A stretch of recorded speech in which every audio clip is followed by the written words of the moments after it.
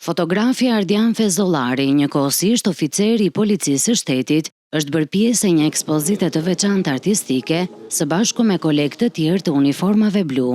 Punimet e tij u prezantuan për publikun në ambientet e Public Galeri, hapësirë ngritur në një pronë të konfiskuar nga aktivitetet kriminale dhe tashmë e kthyer në shërbim të komunitetit. Vetë Fezollari shprehet se ideja për një ekspozitë të tillë kishte kohë që e shoqëronte, edhe pse e kishte menduar në përmasa më modeste.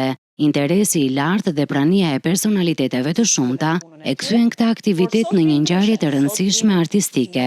Në Public Galeri ka qenë një festë e veçantë, paktën të katërt ne si autor u ndjem jashtëzakonisht të privilegjuar. Mendoj që ka qenë nga eventet për shkak edhe të rëndësisë të madhe që ka marrë. Flitet për ditë për asete të sekuestruara, po kur këto asete në një farë mënyrë vijnë në shërbimet komunitetit, kjo është një gjë mjaft e mirë për të gjithë artistët në përgjithësi, po edhe pjesa e komunitetit i cila është interesuar për të ekspozuar në atë galeri, e cila aktualisht është në menaxhimin e agjensisë.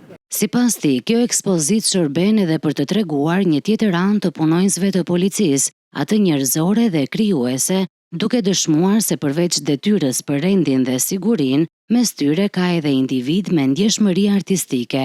Të gjithë policin e shohin me shkopin e gomës, me atë të dhunës, me gazin lotësjellës. Po harrojnë që brenda secilit prej nesh ka edhe një lloj shpirti, ka një lloj ndjesi të fshehura, të cilët her pas here mundohemi t'i shfaqim.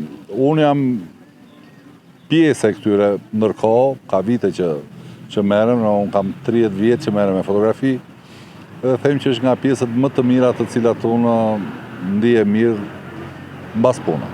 Në këtë ekspozitë, punimet e Fezollarit u ndanë në 2 cikle, fotografi të realizuara para viteve 2000, në periudhën kur përdorej filmi fotografik, si dhe imazhe me peizazhe nga destinacionet më të njohura turistike të Shqipërisë.